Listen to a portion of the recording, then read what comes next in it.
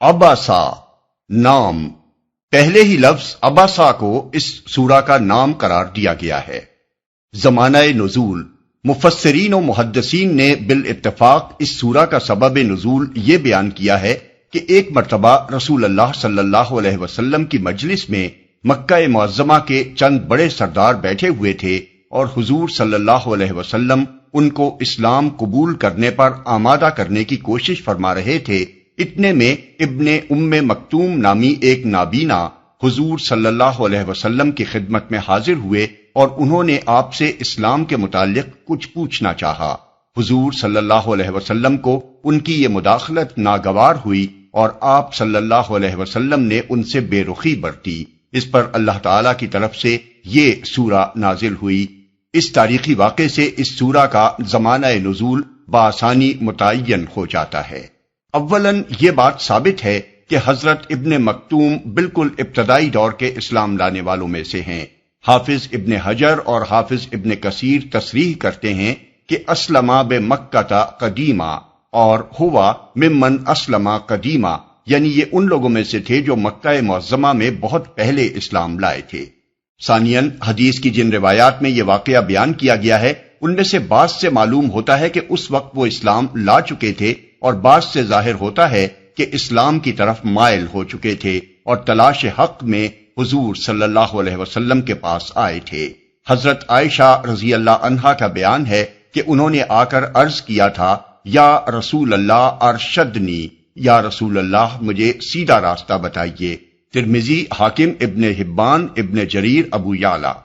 حضرت عبداللہ بن عباس کی روایت ہے کہ وہ آ کر قرآن کی ایک آیت کا مطلب پوچھنے لگے اور حضور صلی اللہ علیہ وسلم سے عرض کیا، یا رسول اللہ علمنی مما علمک اللہ، یا رسول اللہ مجھے وہ علم سکھائیے جو اللہ نے آپ کو سکھایا ہے۔ ابن جریر، ابن ابی حاتم۔ ان بیانات سے معلوم ہوتا ہے کہ وہ حضور صلی اللہ علیہ وسلم کو خدا کا رسول اور قرآن کو خدا کی کتاب تسلیم کر چکے تھے۔ دوسری طرف ابن زید آیت 3 کے الفاظ لعلہ یزکا کا مطلب لعلہ یسلم، شاید کہ وہ اسلام قبول کر لے، بیان کرتے ہیں ابن جریر۔ اور اللہ تعالیٰ کا اپنا یہ ارشاد بھی کہ تمہیں کیا خبر، شاید وہ سدھر جائے یا نصیحت پر دھیان دے، اور نصیحت کرنا اس کے لیے نافع ہو۔ اور یہ کہ جو خود تمہارے پاس دوڑا آتا ہے اور وہ ڈر رہا ہوتا ہے، اس سے تم بے رخی برتتے ہو۔ اس بات کی طرف اشارہ کرتا ہے کہ اس وقت ان کے اندر طلب حق کا گہرا جذبہ پیدا ہو چکا تھا۔ وہ حضور صلی اللہ علیہ وسلم ہی کو ہدایت کا منبع سمجھ کر آپ کی خدمت میں اس لیے حاضر ہوئے تھے کہ ان کی یہ طلب یہیں سے پوری ہوگی، اور یہ بات ان کی حالت سے ظاہر ہو رہی تھی کہ انہیں ہدایت دی جائے تو وہ اس سے مستفید ہوں گے۔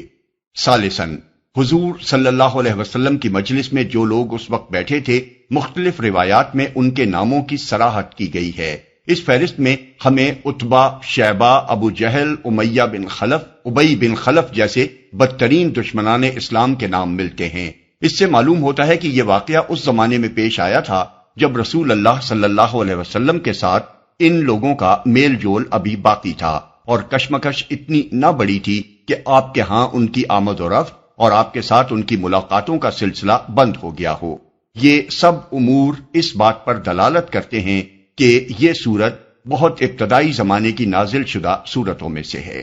موضوع اور مضمون۔ بظاہر کلام کے آغاز کا انداز بیان دیکھ کر آدمی یہ محسوس کرتا ہے کہ نابینا سے بے رخی برتنے اور بڑے بڑے سرداروں کی طرف توجہ کرنے کی بنا پر اس سورہ میں نبی صلی اللہ علیہ وسلم پر عتاب فرمایا گیا ہے، لیکن پوری سورت پر مجموعی حیثیت سے غور کیا جائے تو معلوم ہوتا ہے کہ دراصل عتاب کفار قریش کے ان سرداروں پر کیا گیا ہے جو اپنے تکبر اور ہٹ دھرمی اور صداقت سے بے نیازی کی بنا پر رسول اللہ صلی اللہ علیہ وسلم کی تبلیغ حق کو حقارت کے ساتھ رد کر رہے تھے، اور حضور صلی اللہ علیہ وسلم کو تبلیغ کا صحیح طریقہ بتانے کے ساتھ ساتھ اس طریقے کی غلطی سمجھائی گئی ہے جو اپنی رسالت کے کام کی ابتدا میں آپ اختیار فرما رہے تھے۔ آپ کا ایک نابینا سے بے رخی برتنا اور سرداران قریش کی طرف توجہ کرنا کچھ اس بنا پر نہ تھا کہ آپ بڑے لوگوں کو معزز اور ایک بیچارے نابینا کو حقیر سمجھتے تھے، اور معاذ اللہ یہ کوئی کج خلقی آپ کے اندر پائی جاتی تھی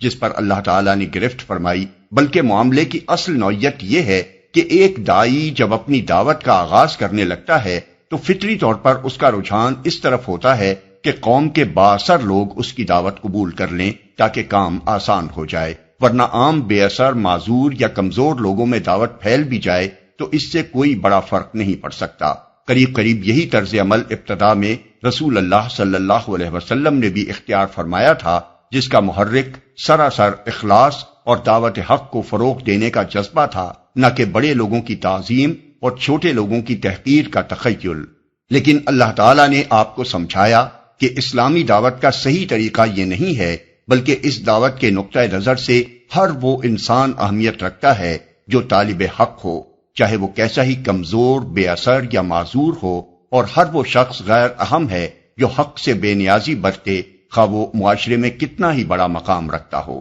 اس لیے آپ اسلام کی تعلیمات تو ہانکے پکارے سب کو سنائیں، مگر آپ کی توجہ کے اصل مستحق وہ لوگ ہیں جن میں قبول حق کی آمادگی پائی جاتی ہو، اور آپ کی بلند پایا دعوت کے مقام سے یہ بات فروتر ہے کہ آپ اسے ان مغرور لوگوں کے آگے پیش کریں جو اپنی بڑائی کے گھمنڈ میں یہ سمجھتے ہوں کہ ان کو آپ کی نہیں بلکہ آپ کو ان کی ضرورت ہے۔